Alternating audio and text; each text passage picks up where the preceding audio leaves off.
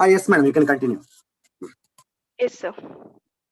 I cordially welcome Chief Patron Dr. P. Chandramohan sir, Chairperson of BITIT, Patron Dr. A. Ramesh sir, Principal of BITIT, Convener Mr. T. Somshekhar sir, Head of CSC Department, Associate Professor, BITIT, dear delegates, colleagues and students, myself Madhuri Yashoda invite you to the inaugural function of a 5-day workshop on Emerging Trends 2.0 being organized by the Department of Computer Science and Engineering, BIT Institute of Technology, Hindupur, in association with Huddle Rise Academy, Bangalore.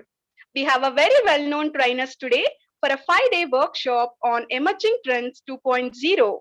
As today is the first day, we are having Mr. Karthikeyan Jagadishan, software engineer, who is going to have a session on artificial intelligence and machine learning. Tomorrow, that is on 8th June, we will have Mr. G. Srinivas, software engineer, who is going to cover cloud and DevOps concepts. Third day, that is on 9th June, we will have Mr. S. Pavan Kalyan, software engineer, who is going to deliver web development concepts. Fourth day, that is on 10th June, we will have Mr. Raja Bhumireddy going to share Python and Django concepts. And fifth day, that is on 11th June, Mr. G. Harikrishna will share about testing tools concepts. I'm so glad to brief out the eminence of our college. BIT Institute of Technology at Hindupur is established in the year 2001 by Sri Venkateshwara Educational Society under the leadership of Dr. P. Chandramohan sir. BITIT is the only engineering college in and around 50 kilometers situated in Hindupur. BITIT is a dedicated professional institution approved by All India Council for Technical Education and affiliated to JNTUA Anantapur and an ISO 9001-2015 certified. The institute was established in the year 2001 and is spread over an area of 26 acres. It has spread its wings to offer engineering, management, and diploma level courses. Our college successfully completed 21 years with very good academic record and excellent results. BITIT has a vision to impart quality education to the new generation, transforming them into prospective citizens of tomorrow. Our Honorable Chairman, Dr. P. Chandramohan sir, started Sai Balaji EVV Memorial Trust for charity works and distributes meritorious scholarships to encourage the students who scored 70% and above in each semester. Our college has successfully imparted technical education to rural students, and many of them are successfully placed in various MNCs across the world. The college has got MOU with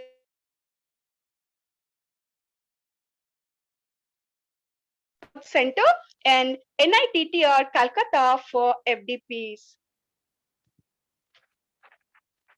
In CSR GHRDC Engineering College survey, BITIT stands at 8th place in state level, 10th place in top emerging colleges, and 76th place in national level survey. Andhra Pradesh Knowledge Mission ranked BITIT as A grade institution. We had successfully conducted an international workshop on emerging trends 1.0 in the month of July and in the year 2020. We have got the awareness on some of the emerging trends such as data analytics by Dr. Vinod Kumar Murthy, Country Head, Institute of Analytics, London. Selenium by Mr. Abdul Rahim Sir, Senior Test System Engineer, NHSBT, Bristol, UK. Web Development with Angular by Mr. Adi Prasanna Sir, Application Architect, IBM, US. Basics of Python and Java Basics for Testing Tools by Mr. Javed BS. We are so thankful to all the trainers of Emerging Trends 1.0 for imparting knowledge as they could on the above topics, and the most highlights of that previous workshop stands on the interactive sessions they have made with the students. We have got tremendous responses that convey how success the previous workshop was. And all the recorded sessions of the previous workshop will be shared with you with your request later. Now I'm going to introduce our most respectable principal, Dr. A. Ramesh sir. Sir is a person with vast exposure in administration of educational institutions and stint in research guiding researchers and projects in advanced materials, seeking a challenging career in education management in mechanical engineering, where his enthusiasm and conceptual skills could be utilized and contributed to the management of related operations and to contribute to the field of engineering and technology by research. Sir's journey is to be the best academician and resource person. Sir, his principals are available, sir. Madam, you can continue, madam. Sir, principal, sir? Okay. Okay, you can continue. Okay, sir. So now I call upon our head of CSE department, T. Somshekhar, sir, associate professor, to address the gathering. Happy morning to one and all. Sorry for the session delay. Because of huge traffic, we like to provide YouTube link. So actually, Huddle Rise Academy, they organized well, but huge traffic is there. That's what we gave the YouTube link, first of all. Sorry for the inconvenience caused. See, myself, P. Somshekhar, HOD, Computer Science Department, BITIT. First of all, I thankful to the management, principal, workshop coordinator, Professor Javed, and all my staff members for their support in coordinating and conducting this wonderful workshop. Regarding the Department of Computer Science and Engineering at BIT Institute of Technology has remained true to the vision. Our department has produced hundreds of professionals and has established a name for itself in the country and abroad. Our department have consistently excelled in highly competitive industrial environment, higher academics, and as an entrepreneur. We attribute this success to the winning combination of a dedicated faculty that works hard at imparting quality education. The students of computer science and engineering are highly demanded by the recruiters of the top companies. Our department provides platform for the students to achieve their career goals. Then I thankful to Huddle Rise Academy representatives for taking initiative to empower the skills for students and faculty members with latest technology. Till now, they were into development and training training and placement. Now, I request Huddle Rise Academy management to bridge gap between the industry and the colleges. I request to provide the internships for students community. So if you provide internships, students community, so more it is more useful to the student community as they will learn practically and learn the industry standards. With this, I welcome all the participants attending the workshop from various places. We are very happy to share this. We received 1,300 registrations, and finally, I thankful to all resource persons spending their valuable time. Thank you very much. Thank you one and all. Thank you, sir. What you have said is absolutely true, and hope this is going to happen no sooner. And here I request Huddle Rise Academy representative, Mr. Srinivas sir, to please address the gathering. Srinivas sir, are you there, sir? Yeah, thank you, Madhuri. Okay, sir. Yeah, good morning, everyone. Thank you for joining us today. We are looking forward to meet you all for a long time, but due to this pandemic, now we are able to connect like this. So first of all, we are very thankful and glad to be here for the opportunity provided by BIT Institute of Technology to connect you with all today. And glad to see how BITIT is very ambitious on students' skill development in order to steer them closer to their career goals. Thank you very much. And let me brief about ourselves. We are Huddle Rise Academy. We started in 2015. It is a skill development company and we do product development, software development, and we do IT consulting. So we are specialized in providing IT training technologies, and we do career guidings to the students and IT professionals to achieve their dream jobs in the IT industry. With that motive, we have connected to many MNCs. We tied up with a lot of MNC clients, and we always send them good resources to the companies, which helps the students, IT professionals, as the industries to grow. We aim to offer courses to bridge the gap between academics and corporate demands on the focus of equip the students learn proper skills which help the organizations to grow. At the same time, the students has to get their dream jobs. So every students, when they're done with their colleges, they will have confusion like where to start. So how to start their journey forward. So choosing the right course is always an important thing. So to build strong IT career. So what I suggest is like choose what you like, so that your career will be you can able to focus, get more knowledge, deeper knowledge into the space you have chosen. These series of talks or sessions we planned starting from today with our technical experts will help you get recent IT trends and technology updates from the industry. You can able to get our experts application development experience and IT industry experience. So please feel free to ask any kind of questions. So there is no right question here. Please feel free to stop the trainers and ask the questions in terms of career guidance or technology or whatever like you want to have to pursue your dreams. So again, once again, thank you all for us giving this opportunity. So everybody, please utilize this opportunity and enjoy learning. Thank you very much. Mr. Jawad, I'm online. Hello. Thank you, sir. I request Hello, our Madhuri. beloved principal. Yes, sir. Yes. Yeah. Madhuri, madam. I invite our beloved principal, Dr. A. Ramesh, sir, to inaugurate a 5-day workshop on Emerging Trends 2.0 and also address the gathering.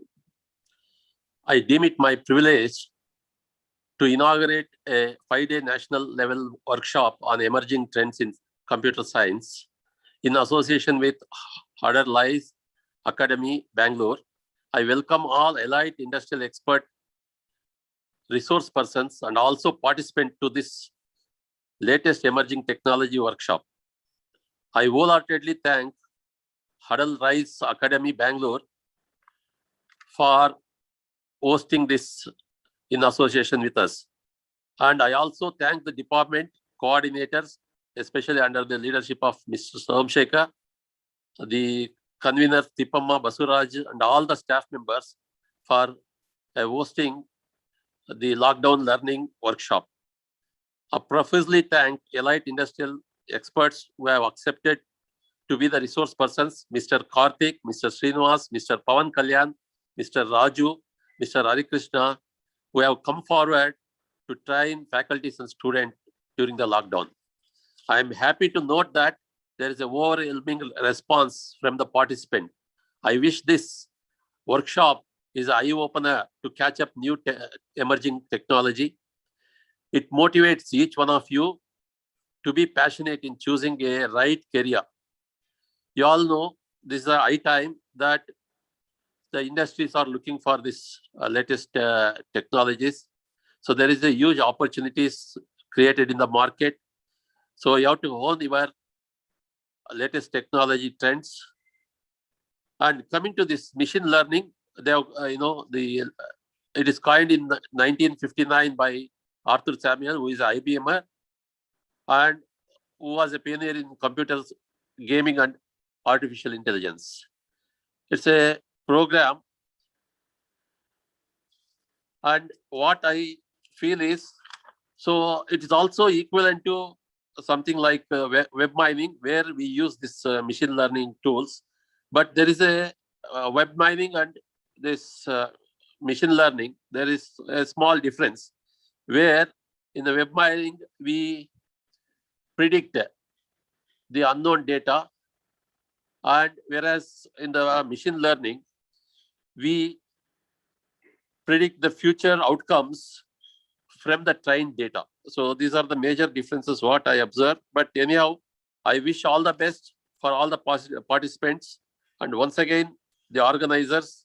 And I think, this is a high time that all the students should understand. This workshop will be an eye-opener, and I hope it will motivate you to choose your career in the right manner.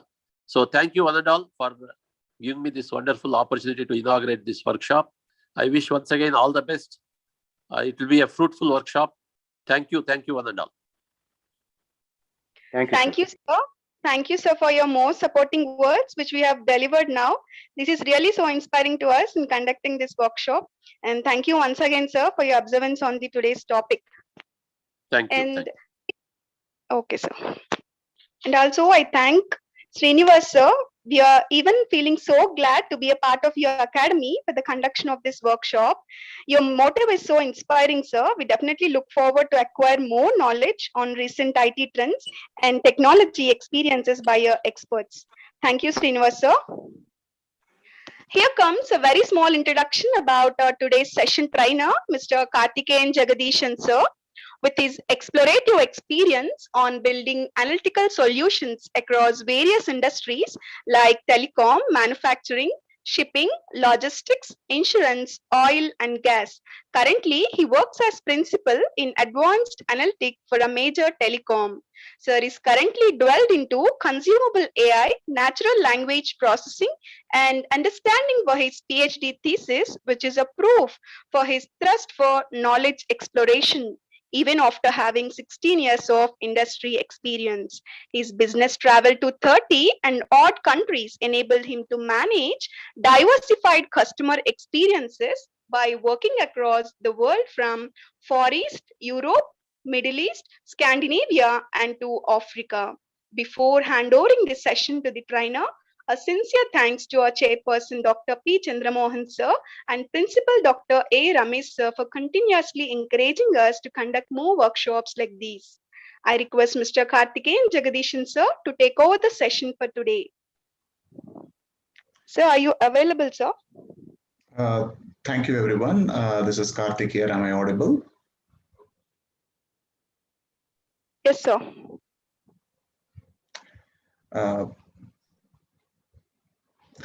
I would like to request the permission to share my screen so I can.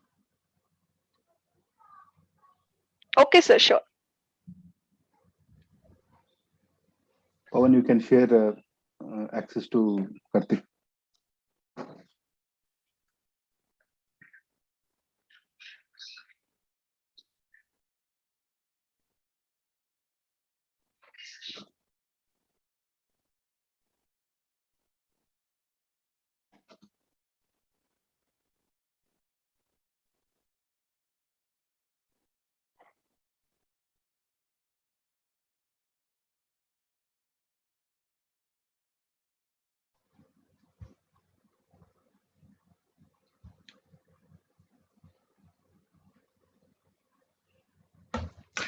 Hello, everyone. Is my screen is visible and I'm audible?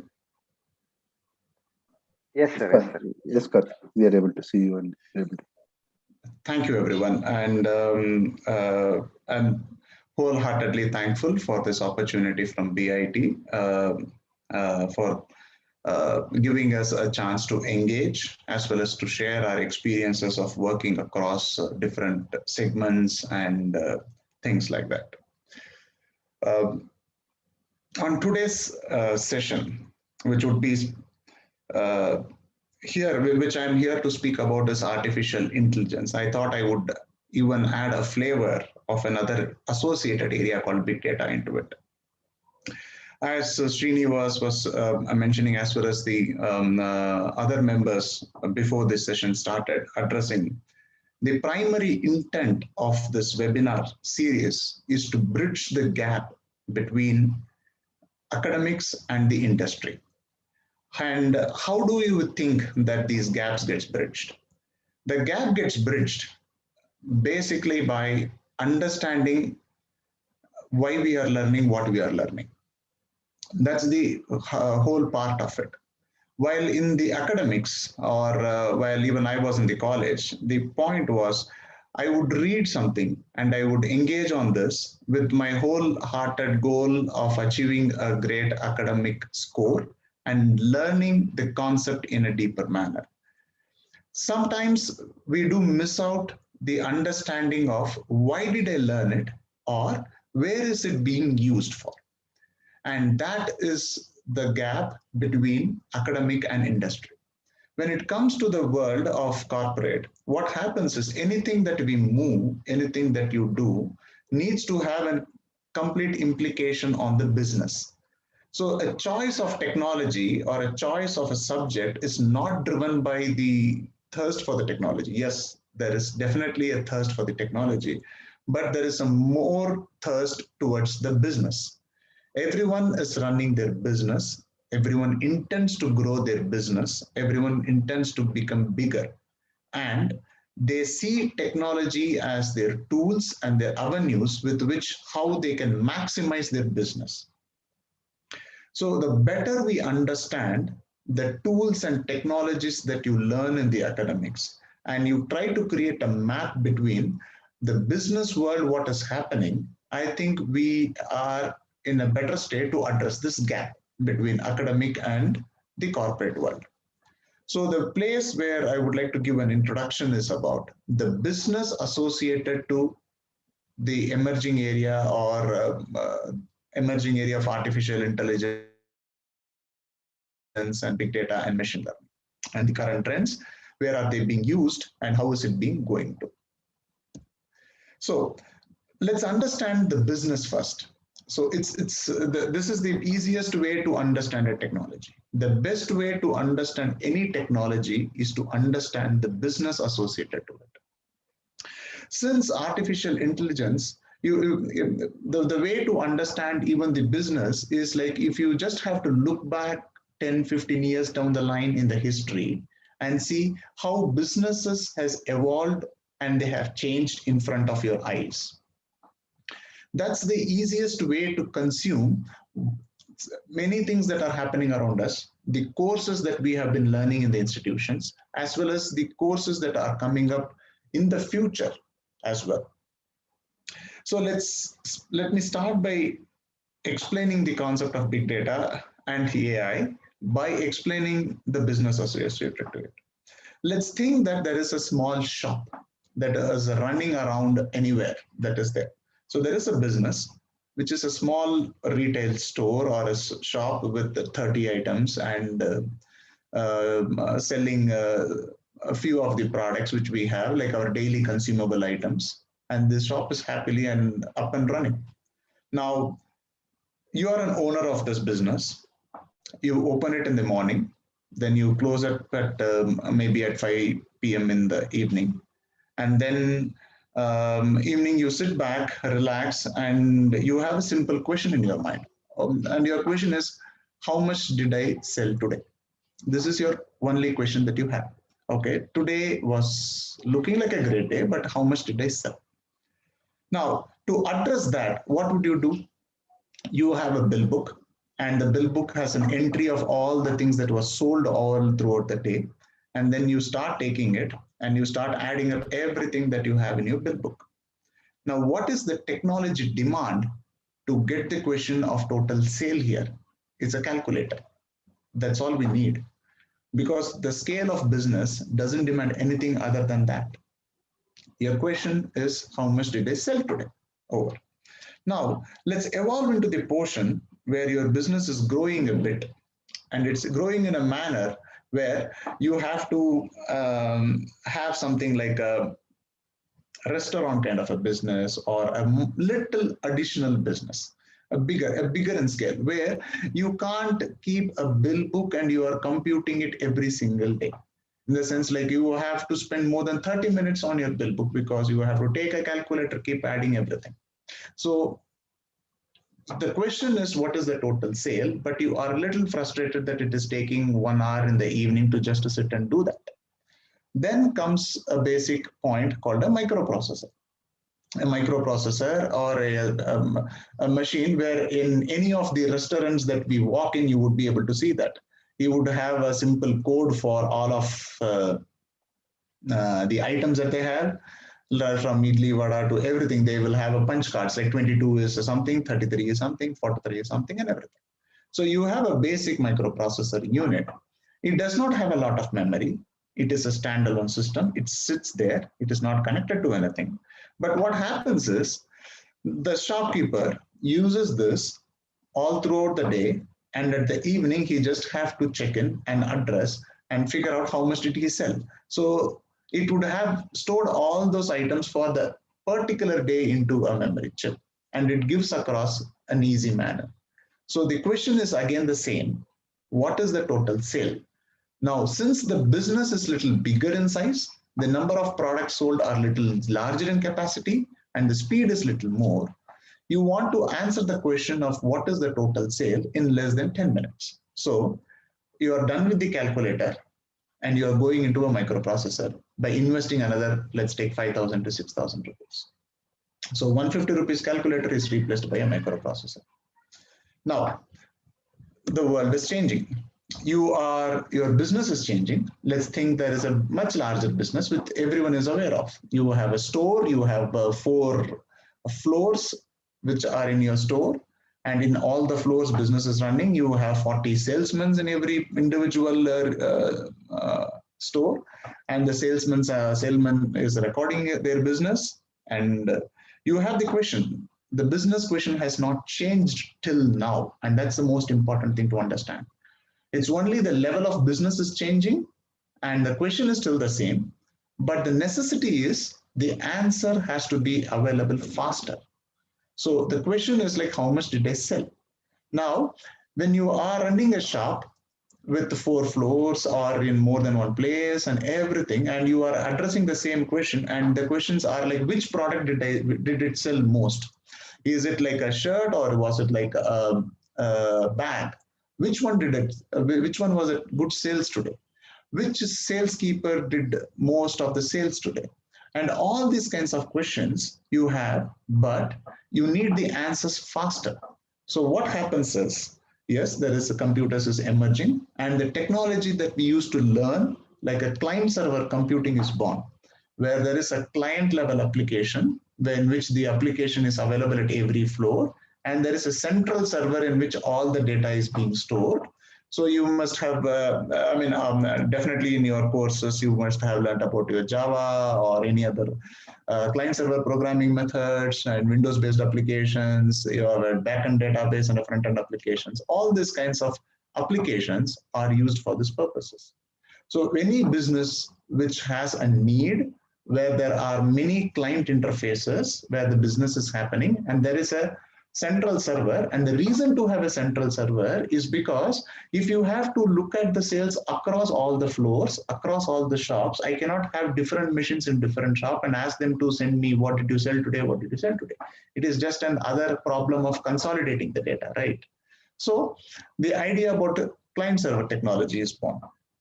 Now, business is simple. Business is driven by human need, and the human need is driven by, unfortunately, human greed.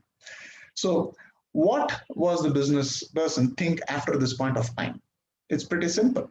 I'm opening a shop at morning 9 a.m. and closing it at 6, and I'm getting my records clearly with all this technology that I have in hand, which are helping me to understand how much sales happened, who is selling the best, which product is okay, which product is not okay, and everything. But I have a problem with this. The problem is, I'm opening the shop at morning 8 a.m. and I'm closing it at, let's think, 8 p.m. But the biggest problem is the rest of the 12 hours my shop is closed. The real estate value is going down. The business is thinking like, how do I do a sales 24/7? How do I do that? And that is when the era of web technologies are born. So the web technologies come into picture.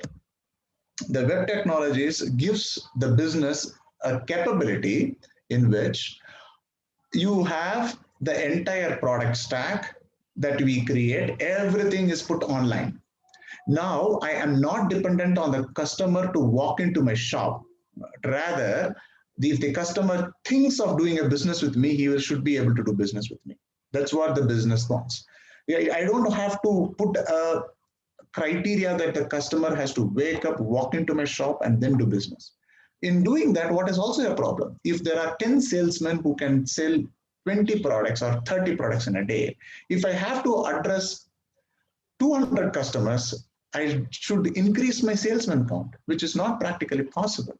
And this is the business problem to which it was answered by web technologies, the birth and of all the .NET and other frameworks, and everything started coming into picture. And now, in the due course of this journey, if you actually speak, it was like a period of 10, 15 years in which all this was happening. While all this was happening, there is also a parallel evolution that's happening. The parallel evolution is, if you see, the amount of data footprint that is being created is increasing. When a business was in a calculator mode, there was no memory, there was no data and everything. When it came to client server, yes, there was some amount of central storage of data. When it came to web, the explosion of the data is happening because data is getting generated everywhere. And then came the ultimate evolution of our era, the previous era, which is nothing but the mobile technologies. In the mobile technologies, what happened is the customer doesn't even need anything. He just needs a device. And with the device, if he wants to do something, he can do anything that he wants to do. In the sense, when I say wants to do what, it's about engaging with a business and buying a product or doing anything that they want in terms of their consumable nature. So this is a periodic evolution of the technologies. Now, when with the mobile technologies is when you have Android platforms, you have platforms to make it better. So there is a market of technical needs as well as a market of business needs. But technology only grows as the business grows. So just remember the fundamental point. Technology is there to assist business. So the closer that we understand a business, it's very easy to digest any technology that is available to us. So the idea is here, we have come till mobile technology. Until the mobile technology world, what happens is like consumers, when they want, they can do the business. The overall cost of doing a business from a business side is drastically going down because they are not dependent on their inventory, not dependent on their real estate where they have to hold a lot of shops and things. At the same time, they're not dependent upon engaging a lot of members to do this business. So technology is maximizing the revenue here. And we have reached the technology only till the mobile technology world. But what was the question that we are addressing till now? The question was simple. What is the total sale? So that has been the question that the whole business has been addressing so far. Now, let's go to another point here. Let's park that till what you learned and you understood so far. We are only till mobile technologies. Now, with all this, the parallel evolution that has happened in the technical world is the growth of data storages, the ability to store data. So this machine that you see in the picture, it's very famous and you can find it in internet. The IBM Model 350. This machine, this is a, if you can guess what it is, it's nothing but a hard drive. That hard drive, which is being shipped into Pan America Airlines, has the capacity of 5 MB. That was the capacity of it. So we have evolved from giving a particular room for, when I say a room, a physical space or a room for a hard disk, to having gigabytes in phone. So that's the evolution of the storage that we have done so far. If you compare how much was the time taken to read the data from 1990 to 2009, it's like phenomenal. And with the evolution from 4G to 5G, which we are moving towards, we are addressing two phenomenally increased capabilities. One is extremely high speed of processing and transferring the data. That's the first thing. There is data that is sitting as a duck in a place is not helpful to anybody. The data has to be moving from place A to place B with speed. And second, the ability to store this large amount of data as well as to work and derive solutions on top of this data. So with these technologies in which there is a need for business growing, there has also been a technology in which the storage capabilities have increased drastically. Now, one quick introduction about the area of distributed computing that came. Now, we saw in all the businesses pictures that you see, just stick to the business world. Don't get into the technology at all. I mean, technology, you have time to get into technology because here in these series, you are supposed to choose your technology. So just understand the business, which business excites you and what capabilities excites you is what you have to try to figure it out. Now, let's think that you have, we were running the business and we only reached till the world of mobile technologies. I didn't even touch anything on artificial intelligence so far. So till this world, what happens is you have a lot of data that is being generated. You have a lot of business that is being happening, but how does it work? How does it work? Which means that it's okay, I had one huge hard drive. Now, should I increase my hard drive capacity to too big? What kind of machines should we build so that it can handle this large amount of data and process? Was the question that is put into picture. Business is asking, like, answer me faster. Now, if you keep storing lot and amount of data in a single place, it becomes a problem. So it's like this same donkey problem. Let's think that there is an ox that is there to pull a lot of load. Now, when your load is increasing, will you go and ask for a larger ox? Will you build a larger donkey? We won't do that. In turn, you would try to distribute it. You would have to have more than one piece which can split the load and take it. And that's called distributed computing. And this is just a concept that was available and everybody, I think, is aware. I don't think anyone needs the introduction for distributed computing. But the gap that we are trying to address is, why is this important in the industry, this distributed computing and big data, which are the backbone for the emerging area of artificial intelligence. Now, when it comes here, the area of distributed computing is like, yes, now I can't have this one ox or a horse or a donkey pulling all the load that I want. So I need to put multiple things in parallel in which it can distribute the load across to me. So let's think that you have 4 terabytes of data, which has to be transmitted across with 40 Mbps per second. It takes 3 hours. Now, if I put in a lot of systems which could act parallelly, it could go around in less than 3 minutes if the load is distributed across everything. This is the fundamental backbone of the concept of big data area, where the data that you have is kept across in multiple machines, kept across in smaller copies, kept across in duplicates, so that if one machine goes wrong, just apply common sense to understand technology. Don't think much further than that. It's all simple. If I have every data available in a single machine, if that machine fails, my business will stop. So what will you do? You take copies of it. It's simple. We take copies of it. So if I keep all the data in a single place, searching becomes tougher. So what I do is like I split them into piece by piece and keep it in multiple shells and put the shells a sticker to it. It's very simple. So if you want to search what you want, it is very easy. So understanding the concept makes the technology much simpler. Don't complicate with the terms of what is a name node, what is a data node, and what is the clock differences, and all of it. That's, yes, when you want to learn and dig deeper into it, you will get into the technical details of, okay, well, how does it maintain, how does the registry maintain, what is the backbone of it, and things like that. But heart of it is this. You are having a large amount of data, and you have 2 problems to solve. How do I store this large amount of data? And how do I process this large amount of data? That is what you have to learn, or you will be learning much deeper when you get into the world of big data. How do you store and manage this large amount of data takes into the world of administration and maintenance of the whole data set, which is like, okay, I will have my resource managers, I will have my architecture of my big data system, in which how many systems should I purchase. If you generally ask any big data architects, they would say like, I maintained a cluster of 40 petabytes or 600 petabytes.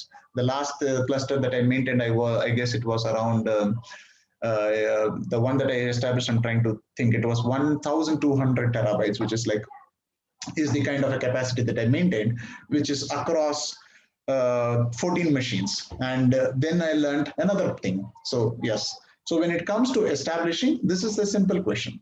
You have to store a large amount of data, and you have to learn all the things associated to storing and managing the large amount of data. And the second part is you have to write any simple program on it, in the sense like, okay, give me the total sales of it. I cannot run around and run it for 4 hours to address this question.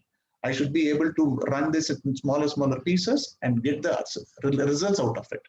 So you have things and technologies associated to it, something like Spark programming, you have in-memory computing, you have lazy computation, all these methods. So forget core technical details.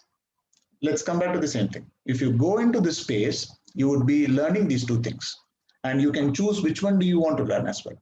Store and manage, or process and write applications on it. So why did I speak about all this areas of big data, everything? That's because, let's come back to the same point that we spoke in the first thing, that is a business need. When it came to the business need, I just spoke that point, and we reached till the area of mobile computing, where there is a large amount of data that is being stored and kept. Now, put the hat of a businessman again, remove the hat of a technologist, put the hat of a businessman again.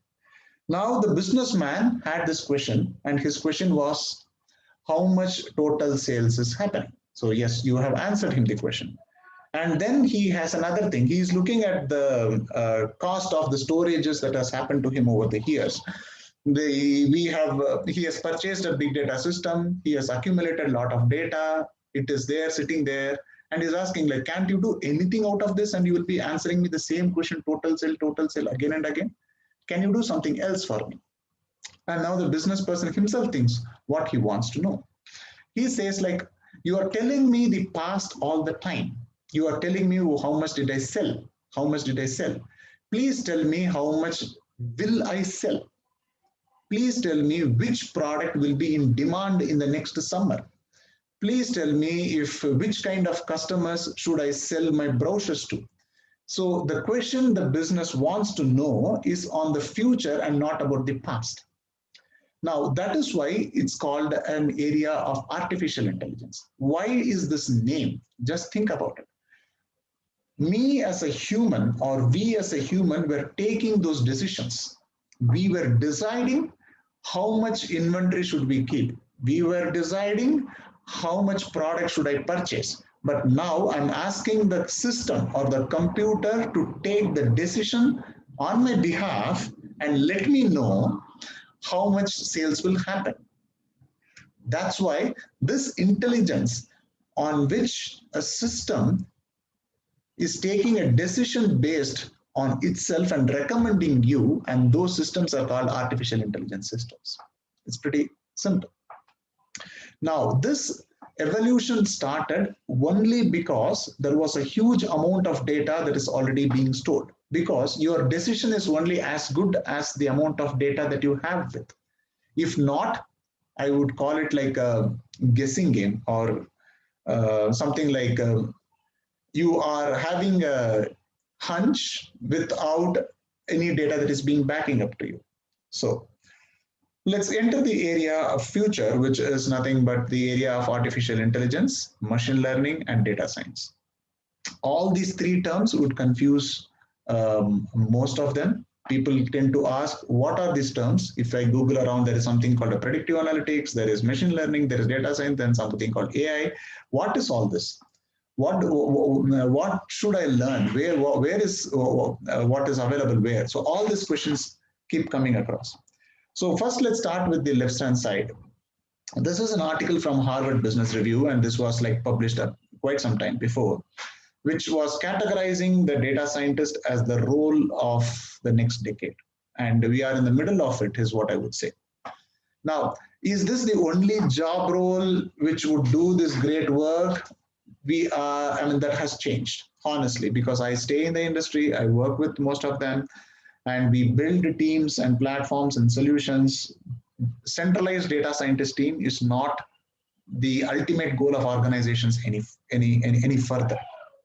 So when we go into it, I'll explain that in detail. But yes, when it comes to the reviews, data scientist was tagged as a most happening job role for the entire decade. Now, to become this person, what kind of capabilities does this mix around? It mix something around maths and statistics. Okay, the question is like, okay, oh, maths and statistics, I don't like it, man. Oh, this is like too much of trouble. But let's understand what maths. When we say maths and statistics, what is the maths and statistics? Some amount of a hacking skill, yes. Some amount of expertise. When I say the word expertise, it's important. That's the business knowledge.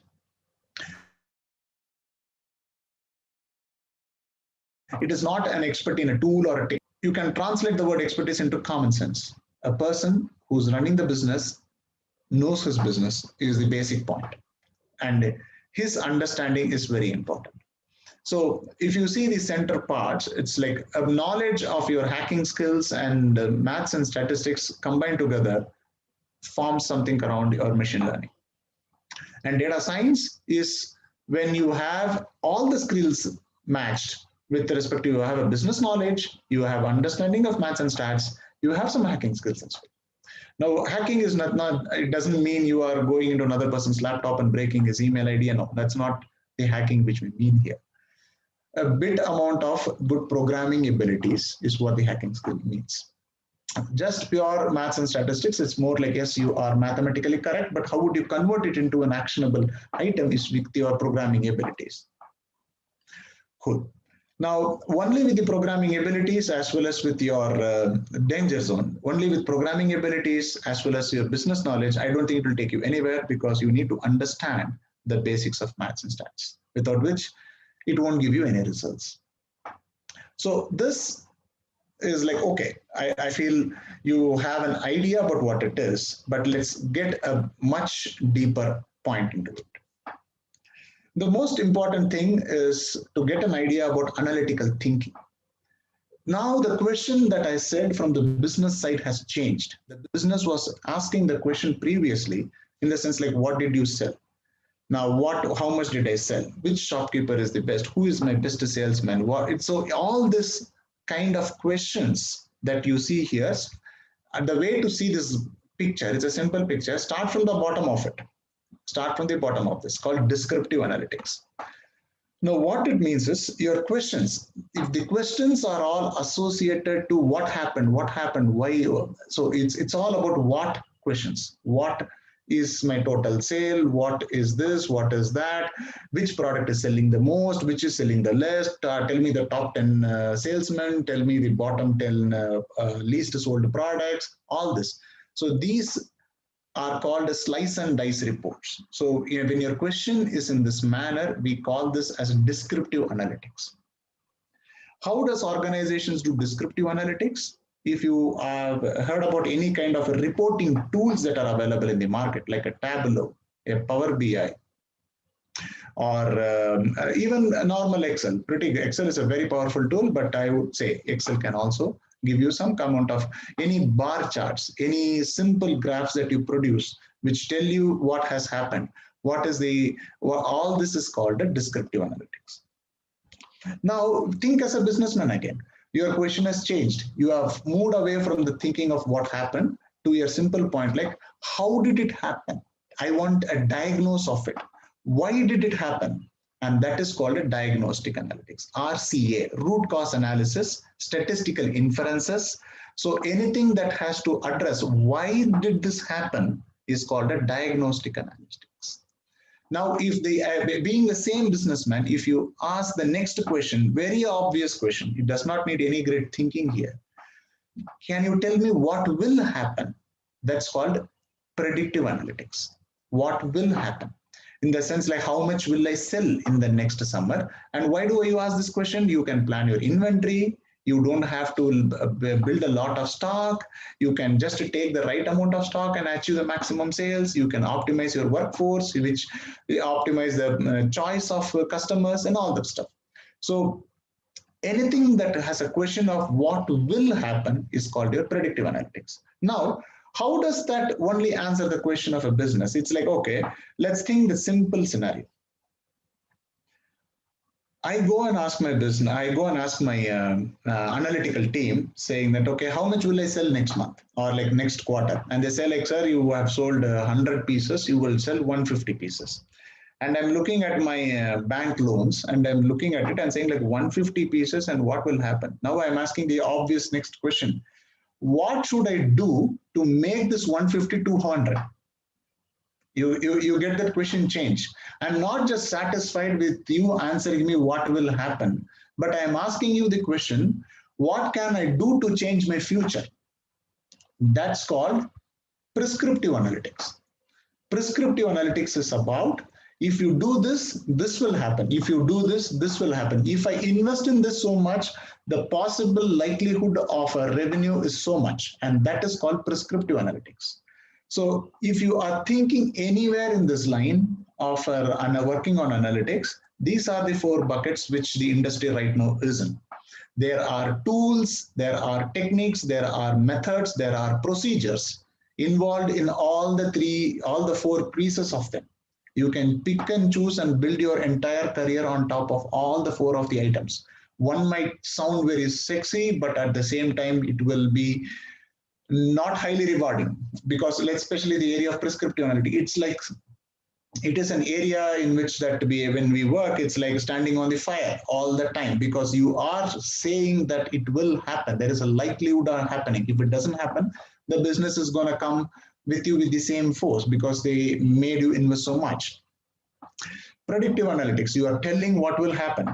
So the area of machine learning and predictive analytics is basically about these last 2 areas that we are speaking about. Predicting and prescripting is where the artificial intelligence systems come into picture. Okay, so hope the understanding of business has taken you to somewhere to understand how the analytical thinking area has evolved. Now, what are the different nuances and the smaller area of artificial intelligence? Now, when it came to the area of data, now you can store and work on all the different data that you have, especially with the birth of big data technologies. You see that it's pretty simple. It is like the big data world, and everything is like your raw materials that are accumulated, stored, and kept in the places. And artificial intelligence is nothing but the cook who's taking all of it and putting it in his plan and cooking and producing a final output that he wants. Now, when it comes to an AI system, it's pretty important to understand the AI system is called an AI system because it can work and give you results on different forms of the data that you have. Let's think about language data. So language data is nothing but the free text information that we speak about here. Every product that you purchase, don't you look at the review comments and then purchase? When was the last time we went to a restaurant without looking at the review comments from it? When was the last time we ordered a food from a Swiggy knowing the reviews of different people who have written it? Now, how does that benefit? Like, I mean, this is okay for you as a consumer because you are applying your intelligence, reading it and understanding it. Now, if a restaurant has to maximize its revenue, he has to start understanding the language that is written here automatically. He can't have people reading it. And that's called NLP. Now, image recognition and image vision is a very intense field and growing area in which it has huge applications of security, cyber security, criminal activity monitoring, and image recognition, product classification, fashion industry. All these industries thrive a lot on image recognition softwares. The image recognition is a fantastic place in which it is moving across. So again, all these are technical specialization within the area of artificial intelligence, in which you have natural language processing to do, you have image recognition to do, you have predictive analytics activities to do, and then you have your robotics and optimization activities to do. So there are many buckets of area in which the AI, if you see or ask me, is like an umbrella term. Don't think that AI, it's like 30,000 feet above. It's just an umbrella term. Within inside, you have 100 individual pieces. Every piece has its own depth, scope, and a large market capital and business opportunity. So it's more like you have to first understand the whole business, understand the area, and then slowly narrow down into, okay, I kind of like this. I kind of like playing with this. It looks like this would be an exciting place for me to start learning or working upon. So that is how I would say you can evolve into it. Okay, so let's go into understanding a bit of business applications of artificial intelligence, because again, my intent here is to create an awareness of all this technology space. And the best ways to create an awareness is if you start relating to your real world applications, you would understand the technologies in a, I don't even have to explain the technology is the point. E-commerce. These companies are well aware. We are, the left side part is nothing but what we call them or categorize them, like e-commerce, telecom, travel, food, entertainment, and everything. But let's understand the real businesses of these companies. Let's take an example. Okay, e-commerce, Amazon. Amazon sells products. They sell impossible amount of products. They are, there is nothing that you can't find in different countries is what they say. They live completely on AI systems. And for what do they use AI for? Let's take an example. They use AI for product recommendations to start with. If you purchase this, you can also purchase this. People who have purchased this item has also bought the other item. And you might be well aware of this famous example, or if not, I can say you, it's about a thing called a beer and a diaper. And this was a very strange thing, but yes, there was a correlation in the sales between a beer and a diaper.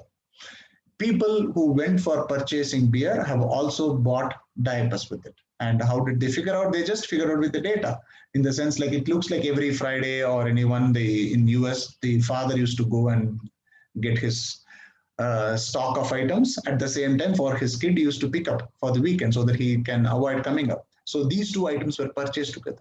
So a recommendation systems which tells you to buy, which tells you to tells that you need to keep the stock of these two items together. A very simple item like a brush and a paste. Hardly you will find a person who's buying one item and not buying the other item. So all this, I don't think it needs an introduction. We are well aware of it. But if I convert this into technicalities, what is it? It is nothing but called a recommendation system, or in another term called a sequence mining. And all these are some of the technical areas that they use. Telecom, you don't have to, nobody needs an introduction to Jio. And the telecom sector, the biggest challenge is about subscriber additions, churn prediction. Churn means who will leave my link network and who would be the customers who would be going and joining the next network. Can I know your closed user group? If there are 4 people who are available and using it, and you have a closed user group, and how many in your closed user group are not using my connection that I want? I mean, me personally have done this study as well, in the sense about, because telecom companies know where their call origins and call outgoing and incoming calls are available, which means that, let's think an example. Let's think that I am a Vodafone customer and all my incoming calls are Airtel, which means that most of my friends are Airtel and I'm a Vodafone. So they have a natural tendency to think that, okay, then I might be converted into an Airtel because it looks like family members and all my incoming calls from a different network. So these kind of a study and service assurance and everything is a huge space of predictive analytical work and AI work in telecom. Travel, Uber, optimized. Let's understand. I think many of you who belong to the computer science and other departments must have studied traveling salesman problem. It's the shortest path algorithms, and all these are the most important items when it comes to travel industries. And cross-selling the products. Cross-selling means if you have bought this, can you take this as well? If you are traveling, would you like to have an insurance? If you are going, how many people who have purchased this have used this? What kind of a customer are you in terms of your paying capacity, in terms of understanding your portfolio? All this adds a humongous value. Food, entertainment, and the latest $1 billion industry, which is the education sector, Byju's, they are running on AI in their heart of it. If you speak about Netflix, Spotify, all these are, what do they do here? They have these systems which are consumer facing, which is B2C, which we call the business to consumer. These B2C systems have the first thing they look at is customer portfolio, in the sense like the kind, I try to understand the type of customers who you are. And second, build a recommendation system on top of it, and then have a product packaging for the customer based on these two criteria matching. So this is what they intend to do two things. With the customer, I need to know how do I increase the revenue from him, which is nothing but the wallet management. Wallet management is like in your pocket, let's think 100 rupees to you. If you have in 100 rupees, how many rupees goes to food, how many goes to clothing, how many goes to your personal lifestyle setup, how many goes in your transportation. And this math is very seriously worked out if you are aware of it or not. Everybody's pocket is being measured, and in which every industry looks at it in a manner like this. In 100 rupees, 10 rupees is to our telecom sector, 20 rupees is for food industry, 30 rupees is for cosmetics or for your lifestyle. So all this, your 100 rupees is being split between these organizations, and to maximize them, all of them fundamentally work upon what is the best way in which I can approach you. And these AI systems are in the heart of all these items that we do. A bit of technicalities, let's understand. Now, when we are doing all this, these methods and procedures are classified into something called a supervised learning, unsupervised learning, reinforcement learning. I'm just giving you a flavor of these technical terms because now, yes, you have understood business enough. You have understood the need in which people do what they do. And how do I, as a member, engage in solving the problem? Or how does machine learning help solving these problems? Supervised learning is, I'll give you a flavor of the three items, and then I'll quickly move upon as well. Supervised learning is nothing but learning from the past, learning from a supervisor, which is like, let's think that you have an amazing coach, which is your staff member or your professor who is teaching you, and you have learned from them, and then you are applying what you learned outside. That's called supervised learning. Pretty simple. So you have algorithms. If your business problems are revolving around that, that is called supervised learning. In machine learning, you have two broad categories that fall under that. One is called a regression and a classification. Regression, the backbone of regression is something that you have learned maybe in your 6th or 7th or 8th grade, linear algebra, polynomials, y equal to mx plus c. Still, it holds good. Here, you would apply that every single day. That is your regression, because you are projecting your y based on your x. So you have your independent variable and your dependent variable, you have your slope and an intercept. So, but basic, let's think, why would I use it? Let's think that you are expected to predict the sales of next month based on the sales that happened in the last 15 months. So here you are predicting a line based on all the sales that has happened. So that is your regression. You are learning from the past and you are predicting the future. Now, classification, an idea or a methodology in which the intention is that I am not predicting a particular number. Like when I say total sale is about 40 rupees, 50 rupees, 1 million, 2 million, or something called a finite number. Now, my intention is not to find a finite number, but my intention is to find a category of a person. Okay.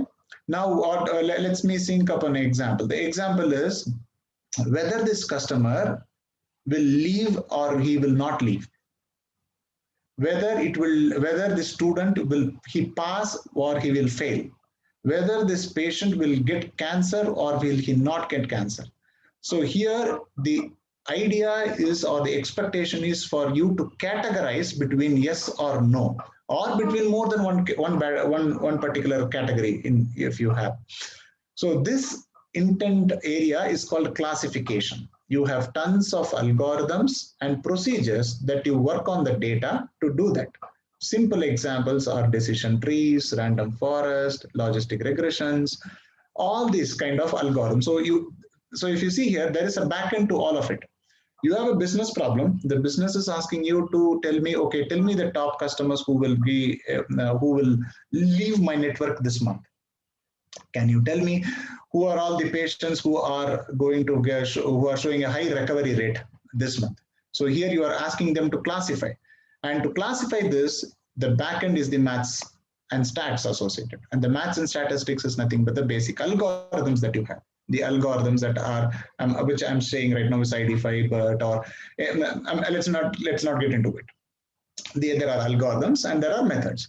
And how do you implement those algorithms? With your hacking skills. The hacking skills is nothing but the programming languages with which you will implement it, or you will use it, like a Python or an R or any of these languages. They are your hacking skills with which you will apply those mathematics that you have understood on the data that is there, and then you help them solve the problem. So that's how all these three skills play a role. Now, apart from supervised learning, what is this called an unsupervised learning? Unsupervised learning is when you don't exactly want something or the other thing to happen. Let's think that you are running a shopping center, not you personally, I would say. Let's think that there is a huge shopping complex and they have a database of 1 lakh customers who have walked into their mall and got out of their mall. Now, they have their portfolio and they have their clear understanding of all these guys and what is their, what kind of items that they have. Are they married men, unmarried men, or member, not a men. So married personality, unmarried personality, or whether what is their income and some basic and their age category and things like that. Imagine this is what the shopping mall has. Now, they want to launch a new product and they want to do a sales campaign for the new product. Now, the question that comes into their mind is, should I send the pamphlet to all the 1 lakh people? It will cost me so much of money. Can you tell me who should I send it to and who has the highest possibility of purchasing my product? And what does this mean? It means grouping those members into some category who have a higher chance, or it's not like who have a higher chance. Grouping people into some category based on some amount of commonality between them. And that is called clustering. You are clustering people based on the commonalities between them. If you convert that mathematically, distance between member 1 and member 2 should be less. How do you compute distance? In maths, you would have used or learned about Euclidean distance or Manhattan distance, all this. So that is what you use for doing clustering. So, but the basic business problem is I need to find people who are exhibiting the same characteristics together. So what I can do with them is like I can send or I can give targeted promotions to those people. And that is where clustering comes into the picture. Reinforcement learning is nothing but an area in which the system keeps learning based on the previous things that happened every individual time.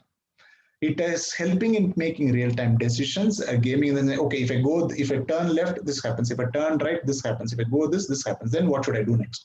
So you are building a system which takes decisions based on different actions it takes. And that is like something like imagine you have a system that you are building to play chess. Every action, it will understand. If I move, this will happen. If I do this, this will happen. So then I should move this. It's a calculated decisions. So this area is called reinforcement learning, where you are learning. It's like we all used to say, right? I mean, don't touch the fire. Once you touch the fire, your body will learn that it will be hot. The pan is hot, and that's reinforcement. Next time you won't touch it. So that area is called a reinforcement learning. All these techniques, if you see, you are nothing but you're teaching a machine to think in one or the other manner and start making its decisions with which the business can maximize its revenue. Either you have a coach to teach that machine, that is called a supervised, or either you ask the machine to categorize itself based on something that it finds called unsupervised, or you are asking the machine walk on the park and get burnt and then learn on its own step by step. That's called reinforcement learning. So this is the point. Now I'll finish off with giving two broader ideas, one broader examples, one just on the clustering part that I said, and another example on artificial intelligence space. And I would conclude my longer blabbering with that. So one is this clustering when we see here. This is a simple idea which I wanted to demonstrate what it happens. The people's income, the member, how much salaries which they make and how much of their spending goes that we have. And this methods helps in kind of visualizing. So every dot here that you see is nothing but think that it's a customer. And once I do a kind of a unsupervised clustering on top of this data, what I could see is there is people who fall under 5 different groups, and you can classify those groups of people into different way they want. So let's think about these group, which are in the purple shade. These people who are annual income is less and their spending is also less. These people who have annual income is less and spending is less. This could be called as sensible people because they know the reality. I am making 100 rupees and I'll spend only 10 rupees. So this is this group of people. Now let's go to the far out of it. Here in the red is like these red dots, annual income is more, but their spending is less. What does it mean here? They are extremely careful people, or they don't have a nature to spend more. They are making 1,000 rupees, but they're still spending only 10 rupees, which is they are careful people. And then the biggest lot is like the green lot. The green lot is nothing but their income is more, spending is also more. So if you are launching a new product, you better send it to the green dots. Don't send it to your red dots or anybody. Now, who are these light blues, these cyan color dots? These people are, income is very low, but they are spending very high, which means that they definitely will have a high credit card bills. They are struggling to pay their bills, but these people are tempted to keep buying new items. So if you sell it to them, they have a high chances of buying, but there are high chances that they would default as a customer, not paying the full amount. But when it comes to green, these are your ideal customers. So how do you get this kind of a groups and clustering? This is nothing but a simple method that I said, right? An unsupervised learning, clustering. Yes, you have algorithms for it, k nearest neighbors. K means clustering. All this kind of methods, hierarchical clustering, agglomeratory methods, all that. So there are, for anything, there is 3 pieces to it. What problem am I solving? What maths do I need? What program do I need? That's all. With these 3 things keep evolving in the space of artificial intelligence. Now, just an example of an AI system. So that clustering was an example of a machine learning system. Now, in an AI system, as I said, there are different necessities in this because there are different forms of data. One of them is in natural language. Where does a natural language use? It is used in a lot of places where, let's think that you are booking a ticket in Yatra or Expedia or anything. You will be engaging in a chat with an agent. 99% you are not talking to a human is the current scenario. I can tell you that at least. It is a chat bot that is responding to your conversation. It's asking, okay, can I have your booking ID? Can you check this? So basic conversation that you are having with it is basically a robot that is talking to you. And once the robot finishes its conversation, if it is not able to handle this, that is when the chat will be transferred across to a human agent. So the human agent hardly comes to the picture in the first state. They usually come at a later point of time. But this is an extremely growing field, and another emerging area of artificial intelligence is something called emotional intelligence. Let me give you another flavor of natural language processing itself before I go into the area of emotional intelligence. When it comes to NLP, Let's think that you are, I would call the same example, like we all are members of the club where we used to go and purchase items and work upon it. You're looking at Amazon reviews, buying the product. And let's think that I have my product listed in Amazon and my product is not being purchased and there is a lot of negative comments on it. Now I want to understand what's wrong. So I am using my NLP methods to understand. Then I see the first question that I want to ask is how many people liked, how many people disliked. That is called sentiment analysis. How many liked, yes or no, that's all. And telling that 40 people did not like, is it helping me? It does not help me at all. I need to understand what they did not like. Tell me what exactly did they not like. And that is called entity recognition or topic modeling, the next area inside it. In that, you are trying to identify whether is the color of my product, price of the product, quality of service, what exactly did they not like. And that is when it's the next area. Moment you find out that, okay, oh, is it the price of the product? Okay, it is the quality, is it the after sales service which people are not liking? Well, then I have an action on me to make it correct. And this is how NLP is going step by step in a deeper and deeper into the system. And then emotional intelligence is nothing but asking the chatbots to give empathetic responses. I need to understand when I am talking to you if you are upset or angry or disgusted or you are irritated with this conversation altogether. Let's think even this verbal webinar that we are having right now. I have been talking to all of you guys from over like 40 minutes and for an audience of 100 plus members. Everybody would be carrying a different emotional footprint after this conversation. Person A might be thinking, what a waste of time, and this guy has been boring. I've seen all this in my lifetime and it's the same content again and again. And there is, let's think there is another person who's like, oh, this is interesting. So the emotional footprint or understanding of different members is different. And one might be angry, one might be happy, one might be disgusted. And or anything. There are 8 primary emotions and 32 secondary emotions. All that is fine. But point is, understanding the emotions a human exhibit is also a vital area of growth.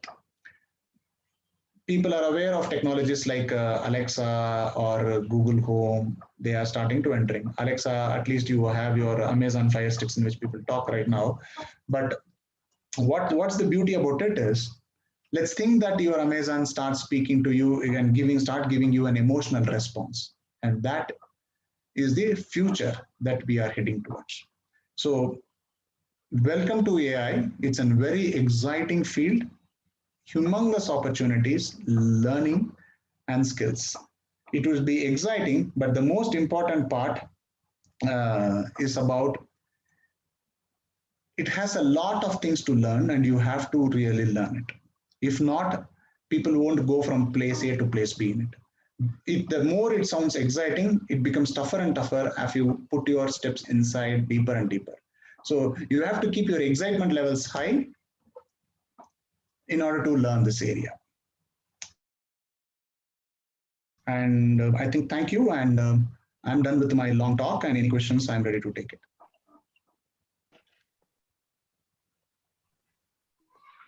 Karthik, there is one question in the chat actually, if you can see what is, in what way machine learning is different from deep learning.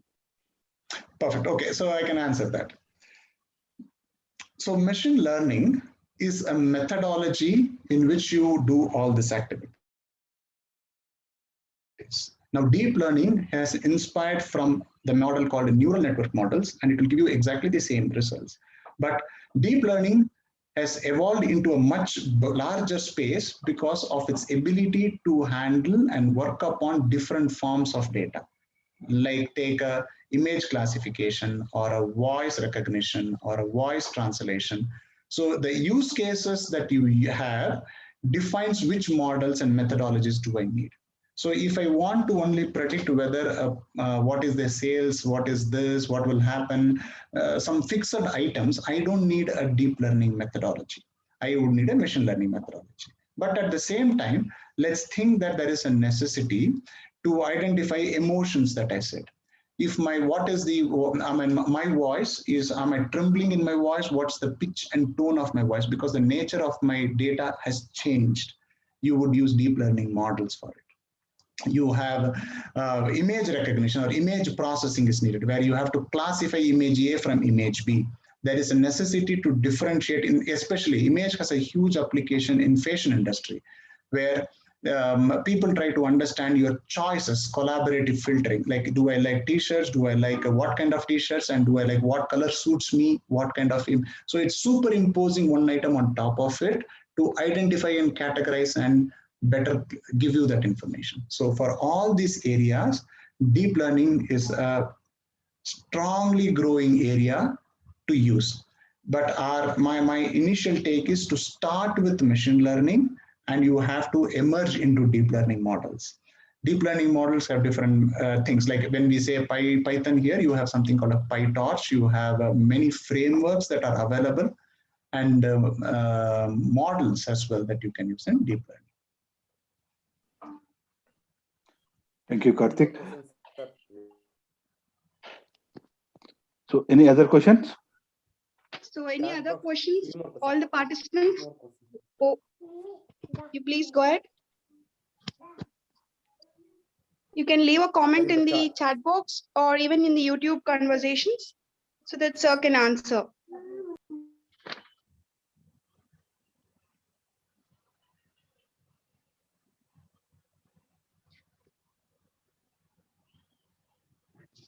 Whether sentiment analysis and emotional is same? Somebody asked the question. Okay. Emotional intelligence is much farther and different than sentiment analysis. Sentiment analysis is a polarity driven. When I say that, was the statement positive or negative? That is sentiment analysis. For example, let's think that there is a feedback asked on this conversation or this webinar. People would say, yes, I liked it. No, I did not like it. So yes is a positive sentiment. No is a negative sentiment. There is no other attribute associated to it. So sentiment analysis, how is it done? It is done by a simple method on the choice of words people have used in their conversation. I like this conversation was very nice. There is like, there is nice. The positive words that are in the dialogue are more than the negative word. So this statement would be classified as positive, negative. Any system that does that is called a sentiment analysis. Emotions is nothing but much further than that. How can you say that the statement that, let's think in a simple example. Oh, your speech was excellent. Now, I could have been sarcastic in it. Identifying that is an emotion. So emotion analysis or identification is different than sentiment and one level further deeper.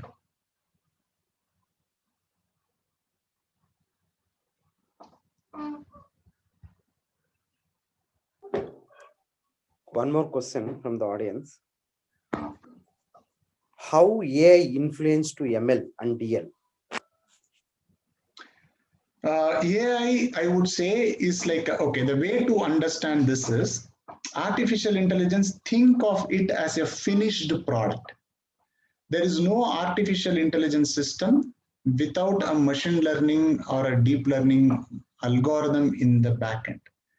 For a consumer, it looks like AI, but as a behind the hood, when we are technical people, when you're working on the back of it, it's nothing but a machine learning system. Now, then if you can ask, what is a data science?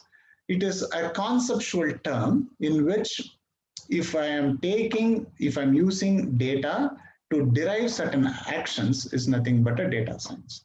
So I would say all these are more or less the same. They mean the same. But the way to classify them is if from the consumer front, a finished product is looking like an AI product. Oh, this system can understand me. This systems can it gives me a recommendation, all of it. So it looks like an AI system. But in the back end, you have a machine learning model that does specific capabilities. One more question from the audience. Could sentimental analysis be used only in social media? No. sentiment analysis not only on the social media, it is used in many other places. Now, because it is used within the organizations, it is used let's think even in any feedback surveys that you have. Feedback is nothing but anywhere that you have multiple participants engaging and speaking is where you can use a sentiment analysis. Let's think that let's think you have a college fest and there is a polling and people are speaking about it. There is one area. And there is another place in which, let's take in enterprises like companies like us, there is quarterly results that are being published. And what are people talking about it? Let's think there is a new product purchase we are doing and there are 200 people using our product. Now, what are people thinking about it? So it is within different organizations, not totally within the social world, which is the outside world, but it has a lot of applications within the corporate world as well. So next question from audience. Is it necessary to learn linguistics for NLP? When you say the word linguistics, let me interpret it in my way and you can correct it. In the sense language, linguistic skills in the sense, which language do I need to learn? Or when I say a language, English or Telugu or Hindi or everything, these are all linguistics.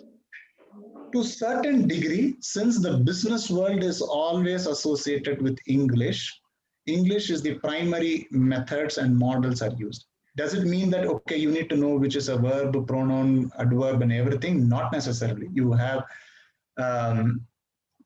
tools, you have methods, you have pre-built items which already give us this knowledge.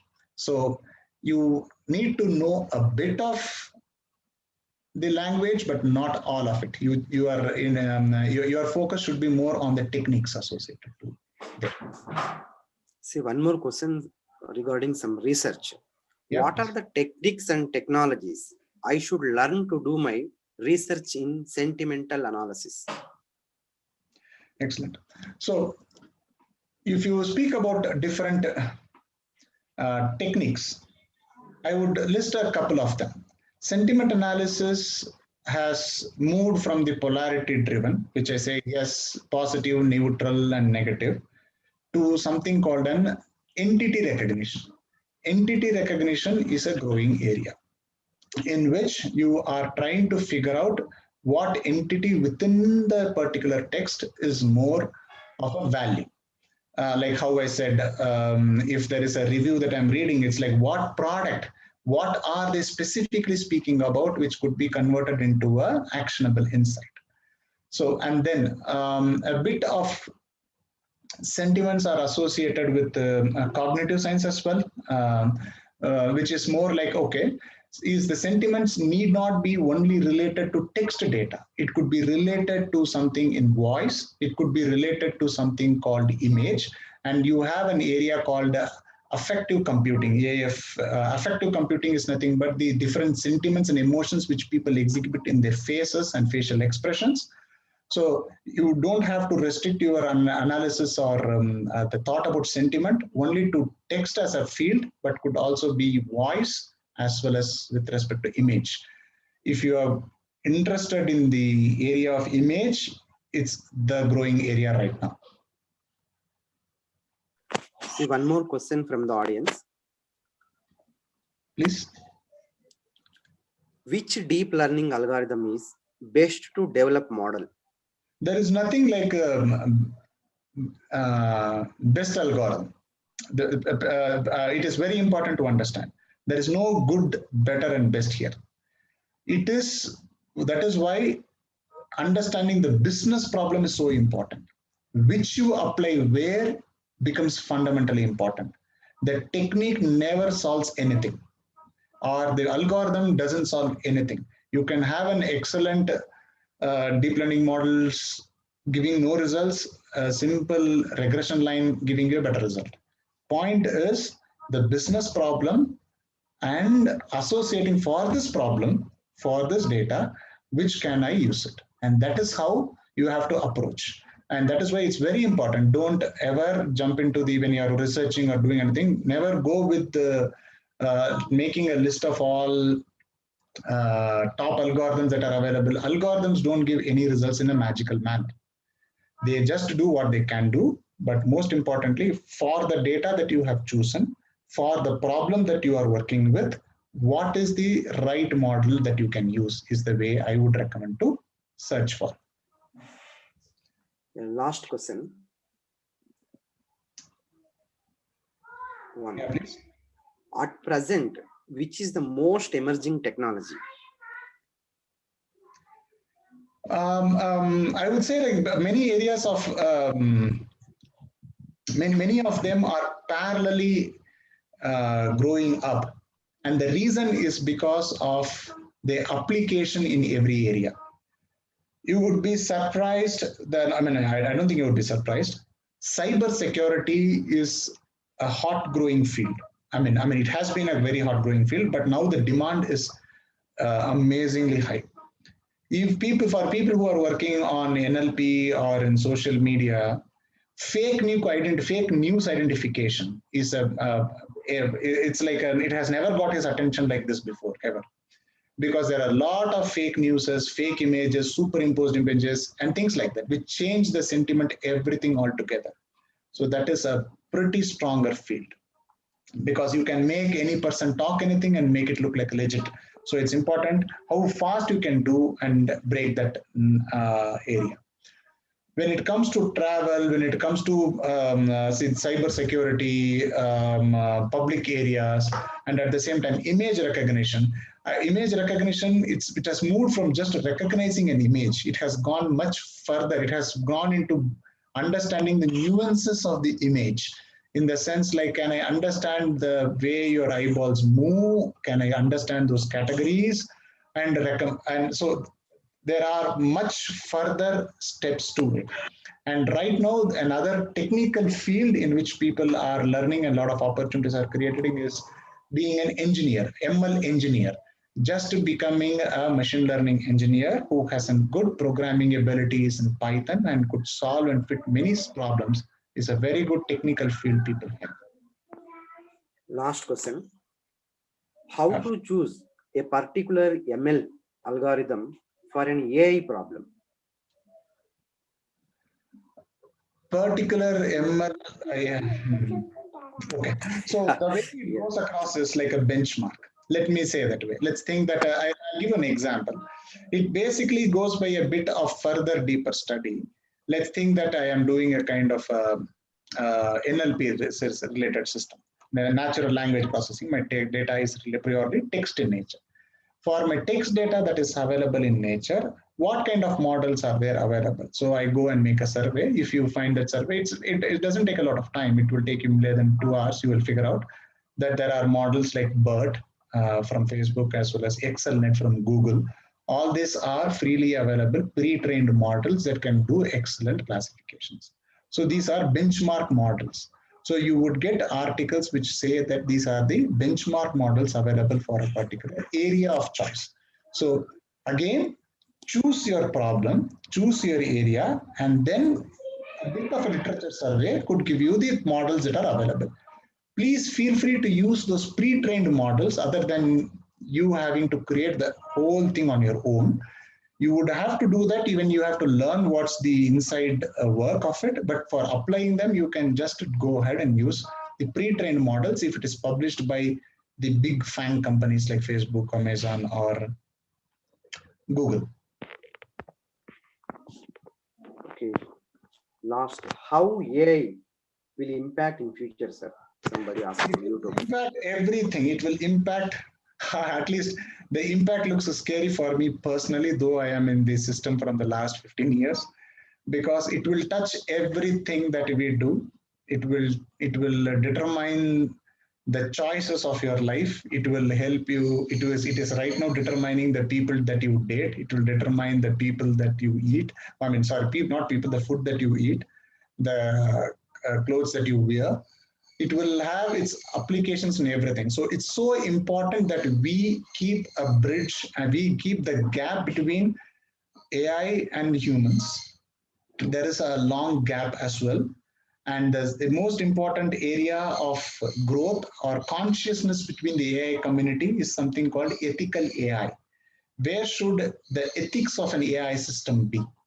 With AI shouldn't go into an area where it breaks its nuances of systems, which means that we have to develop only those systems which stands ethical and helps in preventing the data privacy as well as the individual privacy in that matter.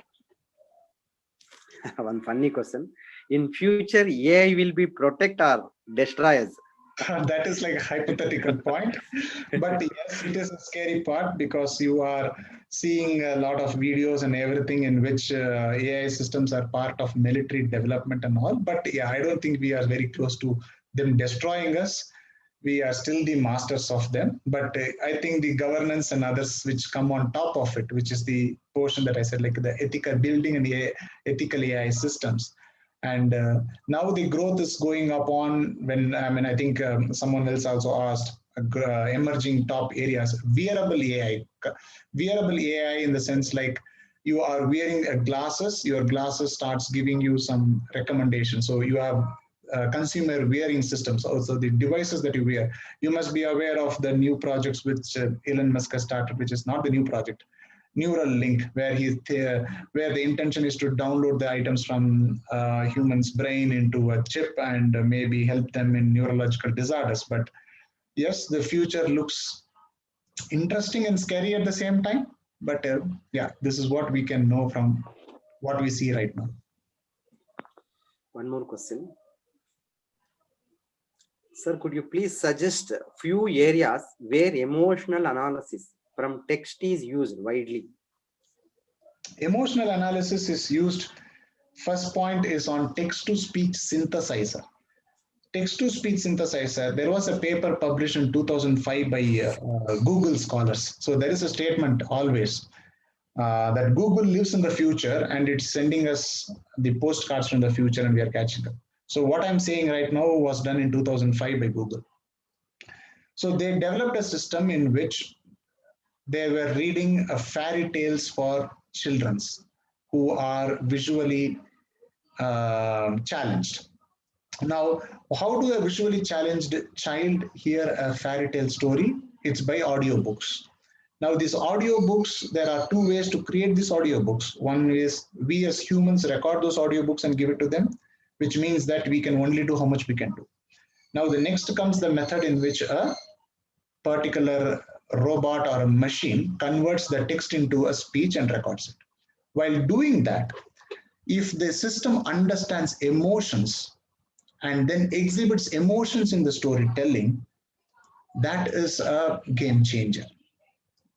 It's thing that how would you narrate a story to a kid? You would raise your voice, there came a lion and it was so scary. This is an emotion that you are exhibiting. And we understand that we have to raise our voice when we are speaking about this.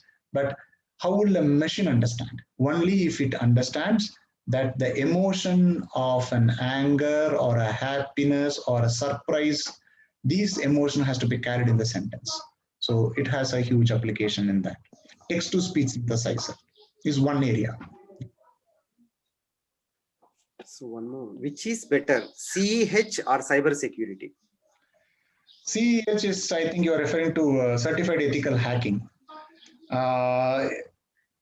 Ethical hacking is an interesting space. Both, I don't think it's different. I wouldn't recommend one over the other. Both have its own applications, opportunities, and fields.